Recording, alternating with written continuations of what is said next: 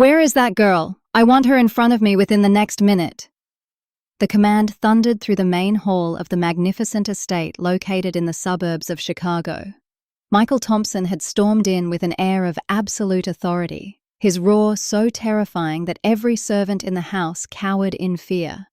Margot, the head housekeeper, rushed forward while nervously smoothing her apron.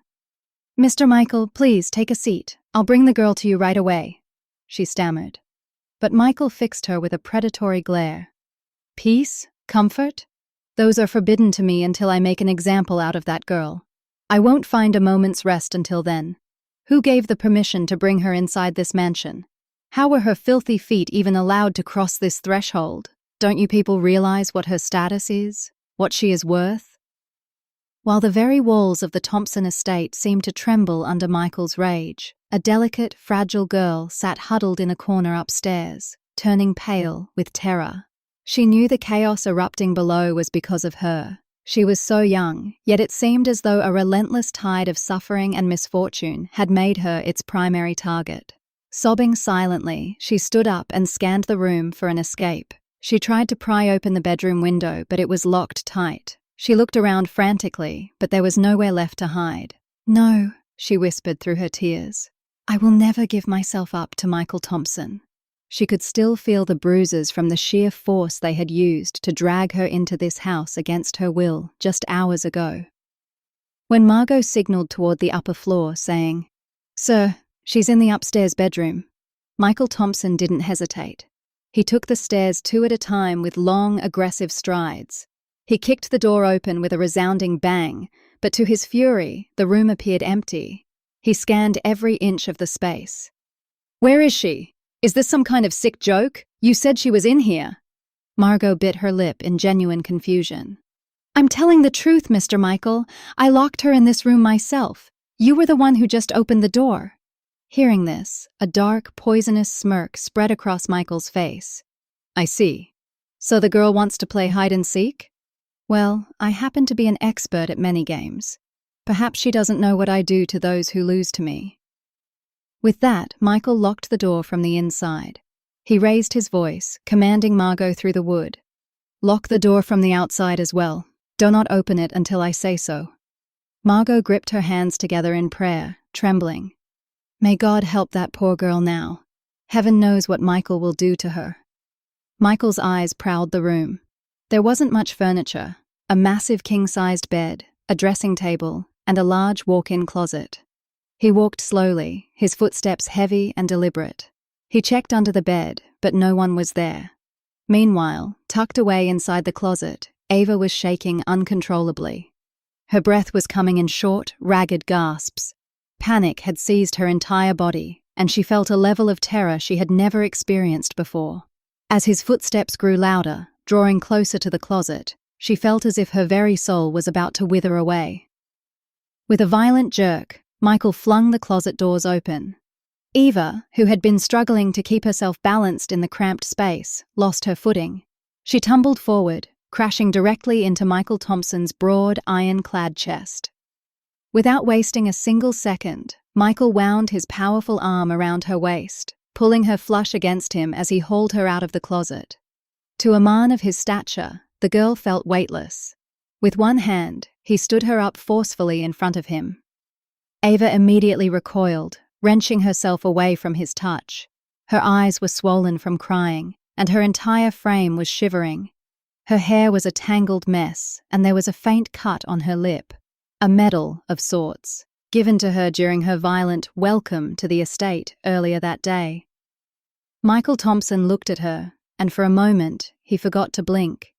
He had never imagined that the girl brought to this house as part of a bloody settlement could be this breathtakingly beautiful. She was 12 years younger than him, yet even in her current state of misery and disarray, her beauty pierced through his cold heart. Terrified and gasping for air, Eva pressed her palms together in a plea. "I beg of you, please, just forgive me. I haven't done anything wrong. Let me go back to my father. I never did anything to hurt you. Please, don't treat me the way they treat girls taken in blood feuds. It wasn't my fault." She could barely get the words out through her sobs, but Michael's rage seemed to vanish like mist.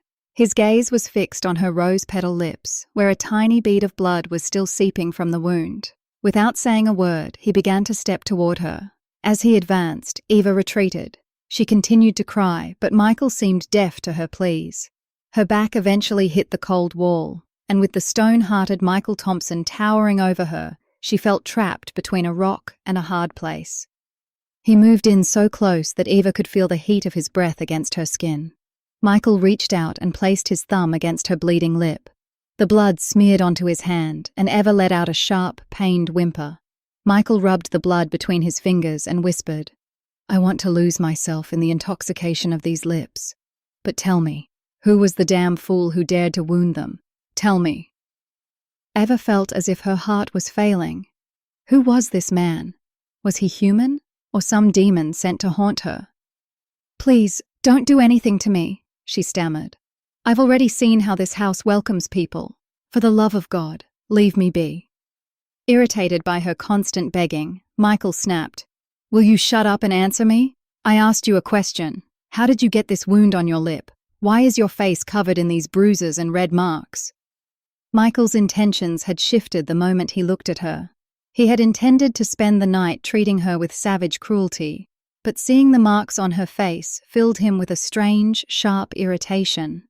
He unlocked the door and summoned Margot inside. Fearing for her own safety, Margot began to recount every detail of what had happened earlier. She was brought to the center of the estate like a common criminal, tied up with ropes, Margot explained. She was blindfolded, her hands bound, and Robert Hayes was dragging her by the rope. He stood her right in front of Catherine Thompson and shoved her so hard she fell at Catherine's feet. Then Robert said, "Madam, the sister-in-law of your younger son's killer is now in our custody. It's up to you now. Walk her over burning coals or throw her to the hounds. She's our property now." Not a single person had stopped to ask this innocent girl what her mistake was. Before Catherine Thompson could speak, her eyes burning with vengeance, a stinging slap had landed across Eva's face. It was Olivia who had struck her. The blow was so forceful it had split Eva's lip. Eva had sobbed then, crying out, "What is my crime? Why are you hitting me? I haven't hurt anyone. I haven't taken anyone's life. What kind of people are you? The one who did wrong is walking free, and what am I being punished for?" Catherine Thompson, shocked to hear a girl in her position speak back, grabbed Eva by her hair and slammed her head against a nearby table. As Eva groaned in pain, Catherine hissed, "Shut your mouth. If I hear another word, I will make you pray for a death that will never come. Know your place." A barrage of slaps from Catherine and Olivia had followed, and then she was tossed into that upstairs room like a piece of discarded luggage. As Margot finished her story, Michael's brow furrowed into deep lines of anger. Hearing Michael's voice from the hallway, Olivia, who had been in her own room, rushed in. Seeing Eva and Michael standing together, her face twisted with jealousy and suspicion. "Darling, what are you doing in here?" Olivia asked, trying to sound casual. "Forget about her. This girl is here on a blood contract. Robert and Stephen will deal with her. Let's go." For some reason, the way Michael was looking at Eva made Olivia's skin crawl with insecurity. Annoyed by Olivia's attempt to claim him, Michael turned and delivered a sharp, resounding slap to her cheek without a second thought. "Who do you think you are, telling Michael Thompson what to do and what not to do?" he growled. "Have you forgotten your place, or do I need to remind you more often? This girl is a settlement, and she was brought here for me. I am going to marry her, and I'm going to do it right now. Margot, go and fetch the marriage registrar. This girl will live here as my wife, and I'm warning every man in this house.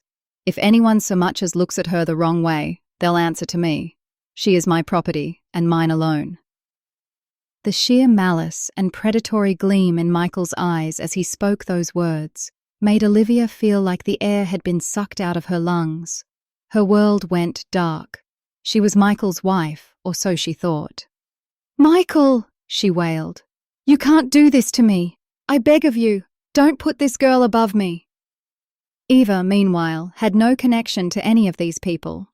Her only mistake was trusting her brother-in-law and bringing her sick father to live with them. And how had her brother-in-law repaid her? By sacrificing her. The mental and physical trauma became too much to bear. Her vision blurred, and she collapsed onto the floor, unconscious. When Michael saw her fall, he didn't rush to help. Instead, he nudged her stomach with the tip of his boot, checking to see if she was still alive or just faking it.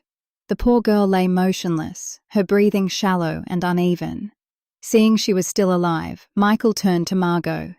"Wake her up immediately. She's acting far too fragile. Teach her the rules of this house and make sure she understands she is a servant here now. Stop these dramatics. The registrar will be here soon. Have her ready and bring her downstairs." With that, Michael strode out of the room, leaving Olivia in a state of total despair. Olivia chased after him, weeping. Olivia fell at Catherine Thompson's feet. "Mom, please do something. Michael is going to destroy me. That girl belongs to the family that took Jacob's life, so why are you letting her ruin my life too? Please talk to Michael. It's not fair. You know how much I love him. How can I stand by and watch him marry her?" Catherine wiped a stray tear and sighed. "You are the daughter-in-law of this house. That girl is just a contract, nothing more. Whatever happens to her is for the men to decide. Treat her like the dirt beneath your feet. She will never be able to stand up to you." But Olivia couldn't be comforted. She knew Michael's weakness for beauty, and Eva was undeniably stunning. She feared what would happen behind closed doors. Catherine saw her fear and placed a hand on her head. "Don't worry. She will be nothing more than a toy for the men. It's better not to provoke Michael further. You know he won't hesitate to humiliate anyone who crosses him." Olivia retreated to her room, her heart festering with even more hatred for Eva. "I wish Jacob hadn't died," she muttered through her tears. "He died because of his own stupidity, and now my life is a living hell. How can I let Michael spend even one night with that girl? One night will turn into many, and soon he'll make her his favorite. Who knows when a servant will become the mistress of the house?" While Olivia spiraled into jealousy, Margot splashed water on Eva's face to wake her.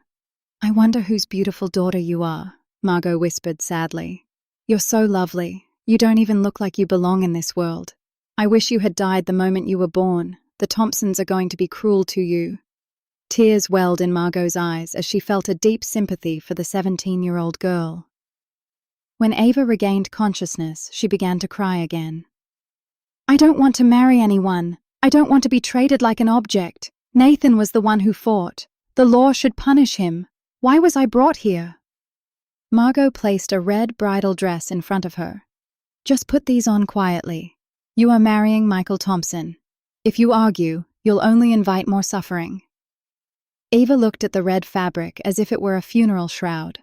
Margot forced her to get ready.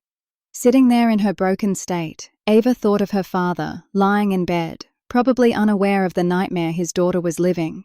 If he were conscious, the sight would surely kill him. Her mind drifted back to a time when her life was happy and full of light.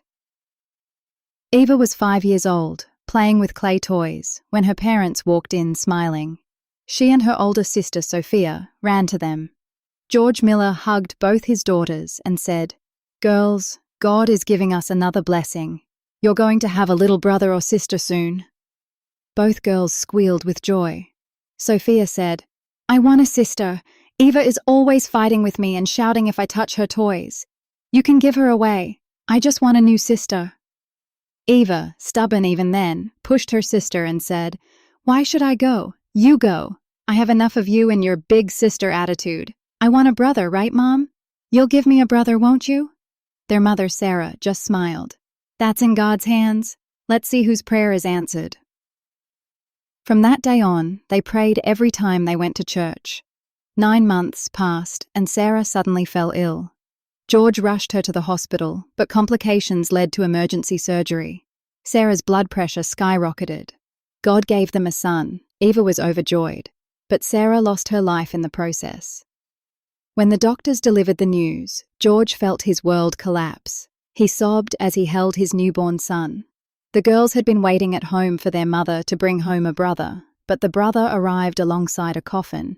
The girls couldn't even look at the baby. They just clung to their mother's body. It was a devastating blow. George tried his best to be both mother and father to his son, but only 15 days later, the baby passed away too. George was left with only Sophia and Eva. He worked himself to the bone to educate them, neglecting his own health. One day, George's sister arrived from another city with a marriage proposal for her son, Nathan. Sophia was 21. Nathan worked in a factory and earned a good salary. He acted like a perfect gentleman, and no one saw his true face. Sophia married him and moved away. That left George and Eva. Eva was a college student who also worked as a tutor, but one evening she came home to find her father lying in bed surrounded by neighbors.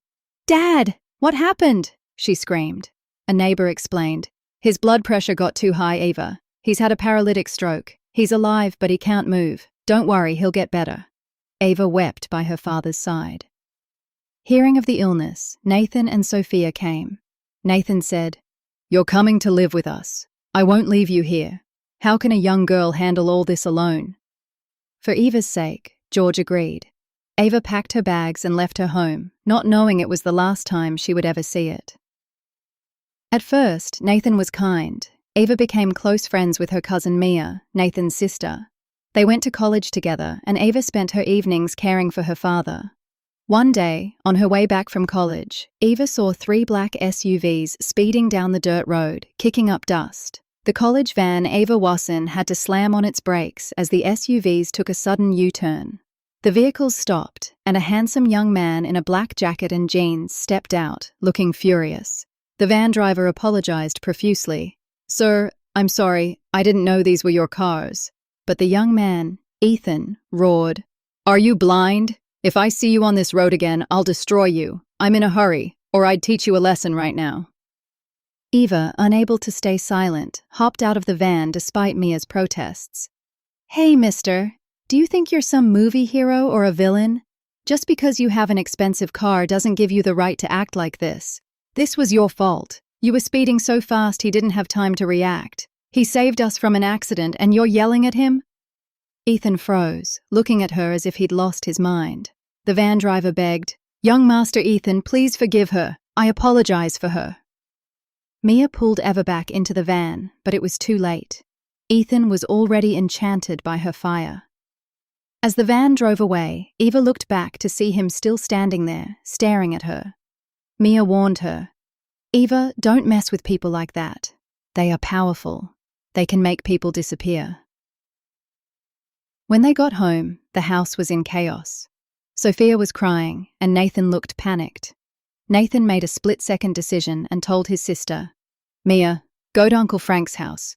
Don't come out until I say so. If anyone asks, say you don't know me." The girls were confused. Sophia cried, "You can't do this to my sister. She's your sister-in-law, your cousin." Nathan snapped, "I've been paying for them for months. Now it's time they sacrificed for me. In return, I'll pay for her father's treatment. But she has to make this deal." Sophia explained the horror. Nathan had gotten into a fight with the Thompsons' youngest son, Jacob, over money. In the heat of the moment, they had struggled over a gun, and Jacob had been accidentally shot and killed. That was a week ago. Now, the Thompsons demanded that Nathan either hand over his sister as a settlement or pay $20 million. Eva felt like needles were piercing her skin. "No, tell the police it was self-defense." But Nathan was willing to sacrifice his sister-in-law to save his own sister. Eva was dragged to the mansion where she first met Catherine Thompson, who looked at her with pure disgust. "Girl, I want to tear you apart. Your brother killed my son. This is how people like you repay kindness. The pain you suffer here will be felt by your brother, and only then will my heart find peace." Eva was too terrified to even explain that she wasn't Nathan's sister, but his sister-in-law, and that she was only there to save Sophia's home. She couldn't betray Mia, her friend. She fell at Catherine's feet, sobbing. "Why are you taking the law into your own hands? Let the court decide. Why ruin a girl's life over a fight between 2 men? You must have a daughter too." As soon as she said that, Michael grabbed her by the hair and threw her. "Don't you dare mention the women of this house. Know your place. Priest, start the ceremony." Her head hit the table, and blood began to flow. The registrar began the proceedings. Michael watched her with a predatory gaze. He wanted her as atrophy of his revenge. "Eva Miller, do you take Michael Thompson to be your husband?" Just as the words were spoken, a man appeared at the door. "What is going on here?" Everyone turned. Eva hoped for a savior, but her heart sank when she saw it was the young man from the road, Ethan. "Ethan, Michael is marrying this girl to settle the debt," someone explained. Eva ran toward him, hoping for help, then remembered she had insulted him. Ethan was mourning his brother, but he was educated and believed in the law. He hated injustice. When he saw Eva's swollen eyes and wounds, his heart wrenched. He looked at Michael. "What are you doing? You're already married. You can't do this to a girl. No one is marrying her." Michael stood his ground. "Ethan, I'm the head of this house. This girl is a deal. If she's staying here, she has to be married." Ethan looked at Eva and then back at his brother. "You want a marriage? Fine. But she won't marry you. She'll marry me." Eva thought he was going to save her, but this news crushed what little hope she had left. She began to scream, "I am not for sale. Do you people have no humanity? I don't want to marry anyone. Let me go back to my father." She collapsed, but Ethan grabbed her arm and sat her forcefully on the sofa. "Girl, there is no way out for you. You aren't leaving this house. Registrar, start the ceremony." The coldness in Ethan's voice was so absolute that even Michael backed down, clenching his fists. A weeping Eva looked at Ethan, who was 5 years older than her, and wondered what kind of revenge he had planned. She signed the papers with a trembling hand. Ethan stood up. "Margot, take her to my room, and God help anyone who lays a finger on her." He walked away, talking on his phone. Eva sat on the floor of Ethan's room, crying. Her future looked pitch black. Olivia was relieved Michael hadn't married the girl, but Michael was fuming. He sat alone, smoking, thinking about Eva.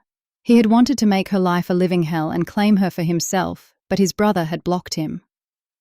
At 1:45 in the morning, Michael couldn't sleep. Olivia was out cold. Michael decided Eva could still be his. He crept out of the room and saw that Ethan's car wasn't in the garage. He was out. Michael slipped into the room. Eva had fallen asleep on the floor, leaning against the bed. Even in her bridal dress, she looked stunning. Michael knelt beside her. "I won't let you go that easily," he whispered near her face. "So what if you're married to Ethan? You'll still be the jewel of this house." He ran a finger over her wounded lip. Eva jolted awake, but Michael clamped a hand over her mouth. "Don't make a sound, or it'll be worse for you." She tried to push him away, but he pinned her against the wall. "Did you think you were safe? I'm obsessed with your beauty now. Revenge is just an excuse." Eva was struggling when the door flew open. Ethan stood there. Seeing his brother forcing himself on his wife, he exploded. "Michael, what the hell are you doing?" Ethan had never been disrespectful to Michael, but today he grabbed his brother by the collar and slapped him across the face. "You should be ashamed. How dare you lay a hand on my wife?" Ethan's face was red with rage. Michael sneered. "Get a grip. I'm your older brother. This girl is just a contract." Ethan screamed, "Shut up! Not another word! Don't you ever use those words for her again!" The whole house woke up. Catherine broke them apart. Robert Hayes even scolded Ethan. He told Margot, "Take this girl and put her in the barn. She isn't staying in the main house." Eva grabbed Ethan's hand, looking to him for protection, but even Ethan remained silent in front of the family patriarch, Robert. Ethan pulled his hand away. Margot took Eva to a small room near the stables. She cried all night, clutching a wooden stick to protect herself, terrified that someone would come back. The next morning was even more painful. A maid shoved a broom into her hand. "Oh, lady, did you think you were going to be the daughter-in-law of this house? Get up and clean. Madam Catherine said you're a servant to the servants. You'll pay for the drama you caused last night." Eva cleaned in silence. Her hands began to blister and a fever took hold of her, but no one cared. She cursed Nathan in her heart. As she was picking up trash, Ethan walked in. He had been watching her for a while. He knew Jacob's death was an accident, but his family was determined to flex their power. As he entered, the maids scattered. Ethan grabbed Eva's hand. "What are you doing?" Eva looked at him. "I'd rather do this than be a toy for the men in this house. At least this way, my dignity is safe." Ethan felt her forehead. She was burning up. "Come with me. I'm taking you to a doctor." Eva refused. "My only medicine is my dad. Take me to him." But Ethan forced her into the car and drove away. A maid ran to Catherine. "Madam, it's a disaster. Ethan took her to the hospital." Catherine and Olivia were furious. Olivia said, "I think Ethan actually has feelings for her." At the hospital, the doctor confirmed that the girl had been mistreated. Eva was given a sedative and fell asleep. Ethan watched over her and realized he was falling in love. He decided he wouldn't let her be destroyed. 3 hours later, Eva woke up. She tried to pull out her IV, but Ethan held her hand. "Don't worry, everything is going to be okay. I know how badly you've been treated. I married you to protect you from Michael. Trust me, I won't let anything happen to you." Eva whispered, "Why is your voice so kind? I was so rude to you." He smiled. "That's why I liked you. I don't like girls who are afraid. I like girls who fight for what's right. As long as I'm here, you're safe." A spark of hope flickered in Eva. She begged, "Take me to my dad, please." Ethan wiped her tears. "Tell me where he is." When they arrived at Eva's old home, a funeral procession was leaving. Sophia was unconscious with grief. George Miller had passed away the previous night.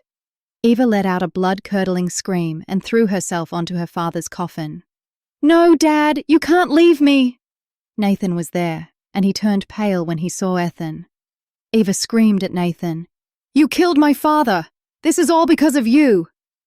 Nathan tried to run, but Ethan tackled him and called the police. It was then revealed that Eva was innocent and that Nathan had lied about her being his sister.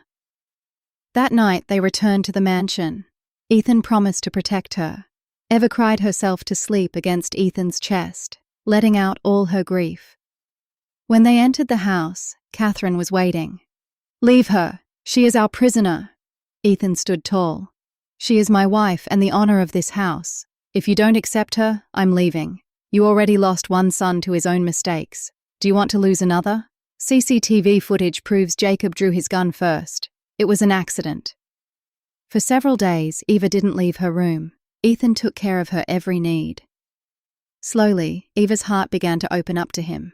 When the family's attitude didn't change, Ethan moved her to his apartment in the city. One evening, Eva was getting ready in front of the mirror when Ethan walked in. He was breathless at the sight of her. He walked up behind her, placed his hands on her waist, and kissed her neck. Eva shivered. Ethan whispered, "You are so beautiful. I've completely fallen for you." Eva couldn't find the words as Ethan led her to the bed and expressed his love for her. All of Eva's fear vanished. She realized how lucky she truly was. The next morning, Ethan told her, "I brought you here to help you heal, but now you must be strong so we can go back and claim our rightful place in that house." Nathan had been released from jail and finally realized his mistake. He begged for Eva's forgiveness. For Sophia's sake, Eva forgave him. Catherine, wanting to keep her son, eventually accepted Eva and hosted a grand dinner in her honor. Now, Eva was the respected daughter-in-law of the estate, with Ethan as her shield.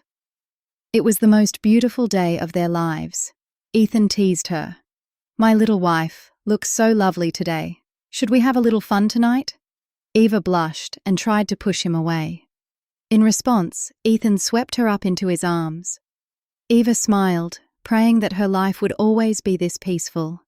She knew that without Ethan, she would have been lost. Even Michael remained silent now, knowing that Ethan would do anything to protect his wife.